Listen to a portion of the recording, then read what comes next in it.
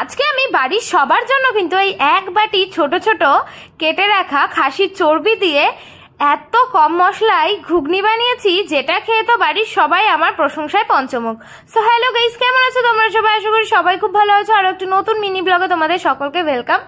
আজকে আমি কিন্তু বানাবো এই খাসির চর্বি দিয়ে ঘুগনি। সন্ধ্যা হতে না হতেই চলে গেছি রান্নাঘরে এই ঘুগনিটা রান্না করব বলে। সকালবেলা যে মটর ভিজে রেখেছিলাম, দেখো সন্ধ্যা হতে হতে মটরটা পুরো ফুলে গেছে। আর এখন এটা আমি ভালো করে জল দিয়ে ধুয়ে নিয়ে আসবো। তারপরে কিন্তু আমি আলু কেটে নিয়েছি, আর এখন এই প্রেসার কুকারে জল নিয়ে নিয়েছি অর্ধেকটা।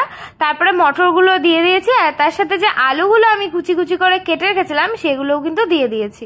আমি প্রথমে ভেবেছিলাম যে আমি এর মধ্যে আলু দেবো না, শুধু আজকে মটরই রান্না করব। তারপর ভাবলাম যে না, ঘুগনির মধ্যে আলু না দিলে আবার হয় না, তাই কিন্তু আমি আলু দিয়েছি। আর তারপরে সামান্য একটু লবণ দিয়ে কিন্তু আমি এই প্রেসার কুকারে বসিয়ে দিয়েছি।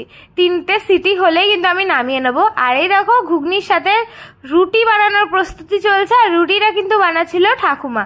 সবই পারি, শুধু রুটিটাই আমার ঠিক মতো গোল হয় না, এখনো সেরকম হয় না, তেরা ব্যাকা হয়ে যায়। তাই ঠাকুমাকেই বলেছিলাম রুটিটা করে দিতে। আর এদিকে দেখো আমার কিন্তু ততক্ষণে এই মটরটাও সেদ্ধ হয়ে গেছে। 3টে সিটি মারার পরে কিন্তু আমি এটা খুলে ফেলেছিলাম। দেখো বেশ ভালোভাবে মনে হচ্ছে সেদ্ধ হয়ে গেছে, পুরো একদম গলে যায়নি, কারণ পুরো গলে গেলে ঘুগনি আবার খাওয়া যায় না। আমি মটরটা ওদিকে ঠান্ডা হওয়া জলে রেখে দিয়েছি, আর এদিকে কিন্তু আমি ফ্রিজ থেকে এই চর্বিটা বের করে নিয়ে এসেছি। তারপরে কিন্তু ছোট ছোট পিস করে কেটেও নিয়েছি। এখন এই যে কড়াই আমি বসিয়ে দিয়েছি, কড়াইটা যেই একটু গরম হবে আমি কিন্তু সামান্য পরিমাণে সর্ষের তেল দিয়ে মটরের থেকে আলুগুলো আলাদা করে নিয়েছি। আর এই দেখো মটরটা কিন্তু বেশ ভালোভাবেই আমার সেদ্ধ হয়ে গেছে, পুরো একদম গলে যায়নি, দেখতেই পাচ্ছ। আর মটর এরকম সেদ্ধ হলেই ভাল লাগে। তারপরে আমিও সেদ্ধ করা আলু কিন্তু তেলের মধ্যে দিয়ে দিয়েছি। এবার এর মধ্যে কিন্তু আমি একটু হলুদ দেবো, আর সামান্য পরিমাণে একটু লবণ দেবো। আলুগুলো আমি ভেজে নিচ্ছি একটাই কারণ, যাতে দেখতে একটু হলুদ হলুদ লাগে, না হলে আলুগুলো পুরো সাদা হয়ে থাকবে, দেখতে ভালো লাগবে না। এর জন্যই কিন্তু আমি সামান্য পরিমাণে ভাজছিলাম। আর যদি বেশি ভাজি তাহলে দেখো কড়াইতে এরকম লেগে যাবে, আর আলুগুলো এমনিতেই অনেকটা সেদ্ধ হয়েছে, আরও গলে যাবে। তো আমার কিন্তু আলু ভাজা হয়ে গেছে, দেখো এমনিতেও কিন্তু কড়াইয়ের চারিপাশ দিয়ে লেগেও গেছে, দেখেছো? সেই ওই গরম তেলেই কিন্তু আমি তেজপাতা শুকনো লঙ্কা দিয়ে তার মধ্যে পেঁয়াজটা দিয়ে দিয়েছি। তারপরে যে পেস্টটা আমি করে রেখেছিলাম, টমেটো, জিরে, আদা, রসুন, কাঁচা লঙ্কা, আর তার সাথে 2টো শুকনো লঙ্কা, এই দিয়ে কিন্তু পেস্টটা করেছিলাম। আর এই পেস্টের মধ্যে কিন্তু আমি দিয়ে দিয়েছিলাম একটুখানি কাশ্মীরি লঙ্কার গুঁড়ো, লবণ আর হলুদ। ওই দিয়ে আমি মশলাটা কিন্তু একটু জল দিয়ে ভালো করে কষিয়ে নিয়েছি।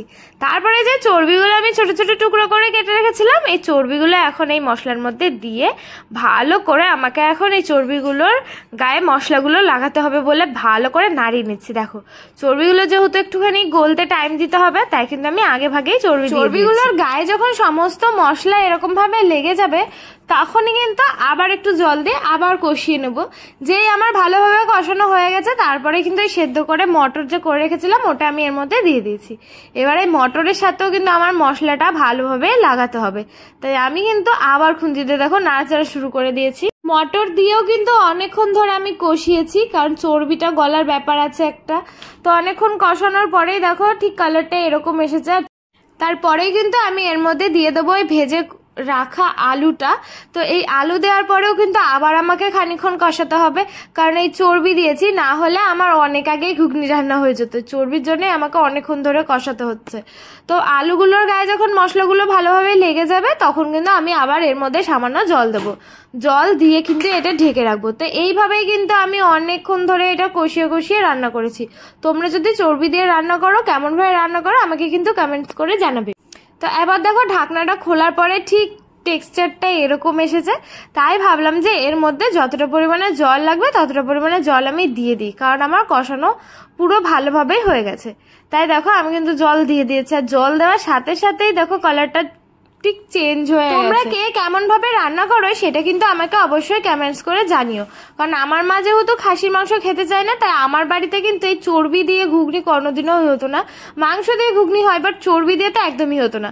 তো জল দিয়ে ঢাকনা দেওয়ার পরেই কিন্তু আমার দেখো ঘুগনিটা প্রায় রেডি। আর উপর দিয়ে চর্বিগুলো কি সুন্দর ভেসে রয়েছে, দেখতেই কি ভালো লাগছে না। আমার যখন পুরো রান্নাটা হয়ে গেছে, তখন আমার মনে পড়েছে যে এর মধ্যে গরম মশলা দিতে হবে, তাই তাড়াতাড়ি করে কিন্তু আমি গরম মশলা দিয়ে দিয়েছি। ততক্ষণ ততক্ষণে দেখো ঝোলটা কিন্তু অনেকটাই শুকিয়ে এসেছিল। তো গরম মশলা দিয়ে খানিকক্ষণ নাড়াচাড়া করার পরে ভাবলাম যে এর মধ্যে একটু ধনেপাতা কুচিও দিয়ে দিই, কারণ কেটে রেখেছিলাম আমি, তাই ওপর দিয়ে কিন্তু দেখো ধনেপাতা কুচি দিয়ে দিয়েছি।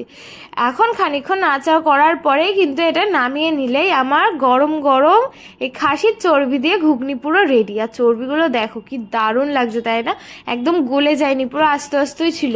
কেমন কালারটা এসেছে তোমরাই কিন্তু বলো। আমি কিন্তু এখানে সার্ভ করে দিয়েছি, তারপর কিন্তু সবাইকে খেতেও দিয়ে দিয়েছিলাম। আর এদিকে যা লাগবে আমি কিন্তু ঘরে নিয়ে চলে এসেছিলাম। এই দেখো এখানে আমি 2টো রুটি নিয়ে এসেছিলাম, কারণ আমি 2টো রুটি খাবো, আর ওদিকে কিন্তু ওর খাবারটাও আমি নিয়ে এসেছিলাম। আর সকালে যে মাংস রান্না করেছিলাম সেই মাংসর থেকে 4 পিস মাংস বেঁচে গেছিলো, যেটা এখন খাবো। যেহেতু ঘুগনির মধ্যে আমি খাসির চর্বি দিয়েছি তাই আর মাংস দেয়নি, কারণ মাংস দিলে আবার ঠাকুমা দাদু খেতে চাইতো না, ওরা মুরগির মাংস খায় না। তো আমি দেখো এখন কিন্তু ঘুগনিটা নিয়ে নিয়েছি। আর একটু চর্বি নেবো না তা হয় নাকি? চর্বি তো পুরো ভরা ঘুগনি। এবার এই রুটিটা দিয়ে আমি একটুখানি খেয়ে টেস্ট করবো যে আমি কেমন রান্না করেছি।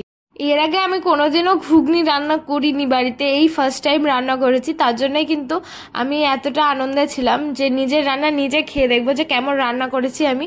তো আমি খেয়ে দেখলাম, আর চর্বিটাও খেয়ে দেখলাম, বেশ ভালো লাগছিল কিন্তু। আর আমি তো ভাবছিলাম যে একটুখানি খেয়েই নি, কি হবে, যতই মোটা হয়ে যাচ্ছি। আবার ভয়ও পাচ্ছিলাম যে এত চর্বি খাবো আবার না কত মোটা হয়ে যায়, কিন্তু লোভ সামলানো যায় না, ওই এক কথা। তো এই খেতে খেতে আমার বর দেখি আবার শসা আর পেঁয়াজ কেটে নিয়ে এসেছে, তাই ভাবলাম একটুখানি পেঁয়াজের সাথে একটুখানি ট্রাই করি রুটিটা, কারণ রুটির সাথে যে কোনো তরকারি হোক পেঁয়াজ আমার মাস্ট লাগবেই, খুব ভালো লাগে। তাই আমি কিন্তু একটু পেঁয়াজের সাথে ট্রাই করলাম, বেশ ভালোই লাগছিল। তারপরে বর চলে এসেছিল খেতে, তাই ওকেও কিন্তু তাড়াতাড়ি করে খেতে দিয়ে দিয়েছিলাম। এখন দেখো ওকে আমি এই ঘুগনিটা দিয়ে দিয়েছি, আর বলছিলাম যে তুমি একটুখানি আমাকে খেয়ে বলো তো যে তোমার কেমন লাগলো। ও তো ওর মুখের সামনে ক্যামেরা নেওয়ার আগে বলছে খুব ভালো হয়েছে, খুব ভালো হয়েছে, কারণ ও আগে একটুখানি টেস্ট করে দেখেছে।